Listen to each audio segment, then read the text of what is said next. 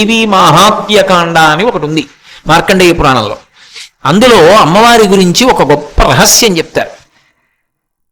సృష్టికర్త, స్థితికర్త, ప్రళయకర్త, 9 గ్రహములు, దిక్పాలకులు, భూమి, వీళ్ళందరూ కూడా ఏవైనా దుష్ఫలితములను ఇవ్వాలి అని అనుకున్నా కూడా ఇవ్వకుండా ఆనుకూల్యతని ప్రకటించవలసిన సమయము ఎప్పుడూ ఆసన్నం అవుతుంది.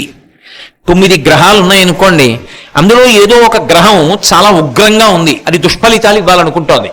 కానీ ఆ గ్రహం అలా ఇవ్వకుండా ఎప్పుడు ఆగిపోవాలి. లేకపోతే దేవతలే ఇవ్వాలనుకుంటున్నారు, దేవతలు కూడా ఇవ్వకుండా ఎప్పుడు ఆగిపోవలసి ఉంటుంది. అంటే జగదంబని ఎవరైనా రోజు మొత్తం మీద ఒక్కసారి ధ్యానం చేస్తే, ఒక్కసారి అమ్మవారిని మనసులో భావన చేస్తే, అలా భావన చేసిన వాడు ఎవరుంటాడో వాడి జోలికి వీళ్ళు వెళ్ళకూడదు అని నియమం.